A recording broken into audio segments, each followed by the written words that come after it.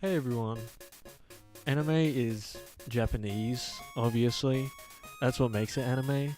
If it wasn't Japanese, then it wouldn't be anime. If you wanted to watch anime in its purest form, you would watch it in Japanese, but I assume you can't speak Japanese. You're watching this video in English and I can't speak Japanese. So how are we going to solve this problem? Right, anime dubs. Anime dubbing started around the 60s. Things like Astro Boy exploding in popularity was a large help for that.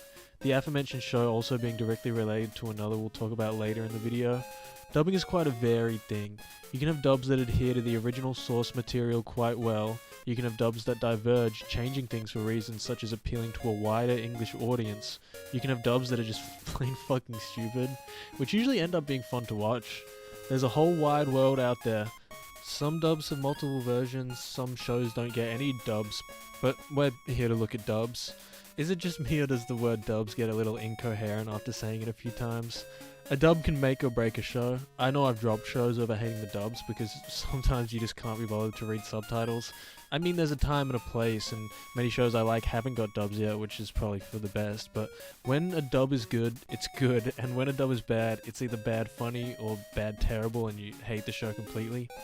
Anyway, I want to show you some of my favorite dubs, and that's a loose describing word at best.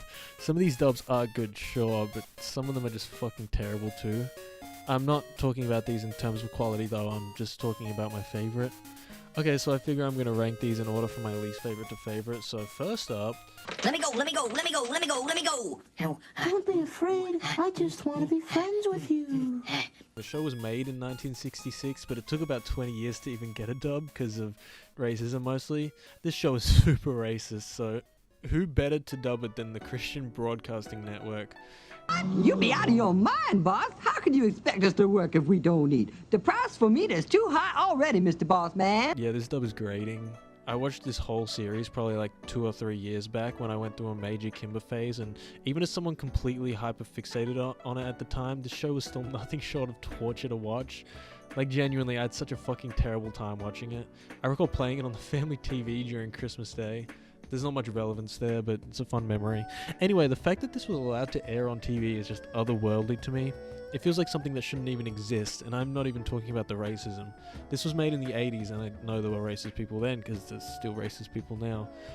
Go off, I guess, but at least put some fucking effort into the voice acting of a dub, Jesus. I'm lucky enough to own some of these episodes on VHS. Or unlucky enough, because yep, not only was it aired on TV, it was released on VHS, not only in America but in Australia too, and that was 10 years after the show. 10 years passed and the reception to this dub must have been at least somewhat positive for them to come back a decade later and release it on home video. I found this one out in the wild, and boy was I pissed because I already had this tape. I bought it on eBay. The English dub was surprisingly late to the party as far as I can tell. This series was released in Italy and France in the 70s, yet it took until 1984 for the English-speaking audience to get this atrocity. As much as I would like to though, I can't blame all of my hate on the dub. I do think the source material was inherently flawed and filled with racism and strange choices that set it up for failure. That being said, I would have enjoyed it a whole lot more if they didn't have this stupid fucking voice for Leo and the rest of their stupid fucking voices. No, they weren't, I understand. It's a love-hate relationship. Kimber will always have a special place in my heart. I liked Kimber before I even realized I'd liked anime in general. I've spent countless hours browsing eBay. Seriously, I know so much about Kimber merch. I can't entirely bring myself to hate this dub with all my might. It's funny, at least. Anything? You know what I hear? I hear the sound of you shutting the fuck up. Let's see. 7? What the fuck are you talking about? I mean, do I even need to explain? I would be amiss to not include what is probably the most infamous dub of all time. I mean, it is known for the dub specifically. It wouldn't be that popular in the West if it wasn't dubbed how it was, and we all know what I mean by that. But the reason I rank it so low is besides the shock value and offensive jokes, there's really nothing of substance. The original series becomes lost in the dub, obviously, which I don't particularly blame them for. It wouldn't have done nearly as well if they stuck to Japanese exclusive folklore and ghosts and the sort, but in terms of being a good show in the West, it was kind of destined to fail. And don't get me wrong, I love the dub. I love showing unsuspecting people the highlight reels on YouTube and just seeing their reaction. I mean, I like Terry O'Quinn and all, but that guy's a freak. Is Naveen Andrews still screwing Barbara Hershey? Remember her lips and beaches? And why do fags like that movie so much? God. Oh, perfect. It's in Japanese. Jingchao no ning tao. Wait, that's Chinese. I've even watched a few full episodes with my dad, but it really doesn't go past surface level amusement. There's no substance to the characters or the plot, and obviously they weren't trying to go for that, but it really degrades the final product quality-wise. Between the dubious jokes, it's just kind of boring, and again, that's fine. They obviously weren't trying to make a good show. What I suppose I'm trying to say is that I like this dub, but it isn't really anything more than something fun to bring out to show your friends or watch once for a little chuckle, and it's very obviously dated. I do like it though, it still makes me laugh. There's a fun video I watched by mercuryfalcon that dives into the creation of this dub, link in description. The baby is born. The baby I made with tenchi. Okay, I have to admit, I haven't actually got around to finishing the original series of this show, but I feel like I did have to mention it, if at least brief. Tenchi Universe is so quintessentially anime, with a cast that feels so thought out and full despite the fact it's just a bunch of spacefaring aliens, and it feels like such a passion project that I'd love to describe to you in more detail, but I can't out of fear. I'd just be reiterating points I heard in this video, which I enjoyed very much, and it's how I found the show. But it's great, it's so fun and full of life, and if you want to know any more, watch the show or this video linked in description. Lane, you know who I'm talking about. Your little imaginary friend. Or something like that. Come on, everyone knows this show. This is like the weird and mysterious show. It has that opening song, you know. I don't actually remember how I found this show, which really interests me, because I think I'd remember if it was just seeing a Lane profile picture or seeing a reel about it, but it was actually one of the first animes I ever watched, and I don't remember when or where I heard about it. In fact, I don't even really remember liking it on my first watch. I thought it was kind of dull and boring. Needless to say, I've definitely come around to it. I mean, how can you not with that theme song? I can see why it blew up. I can't believe Boa came to my city and I didn't know about it until the day it was happening and couldn't go. Anyway, if you've seen the show with the English dub, this might seem like a strange choice for this list. It's really not a dub that stands out at all. In fact, I'd say that it doesn't even stand out at all quality-wise, but that's part of the appeal. Lane is such a weird show with weird concepts and themes that are already completely confusing, and coupling this already strange show with this dub that could be described best as almost unsettling combines together to make something uncanny. It just feels sort of off, and that's something that fits right in with the rest of the show. There's something dreamlike in the way the characters interact and talk to each other that in any other show would be a complete downside, but within context in this show somehow worked to make the experience even better. I'm trying not to completely spoil stuff, since this is definitely one of those shows that you would want to at least watch and figure out for yourself before inevitably looking up explanations online. At least that's what I did. There's some shows that just need to be experienced, which I found myself appreciating a lot more lately. But if you have seen and know the existentialism that Lane is, you might understand what I'm talking about with this dub. Or not, you might disagree. I'm sure the show would still be effective if the voice direction was taken at a more face value with more emotions inflected on the performances, but I like it.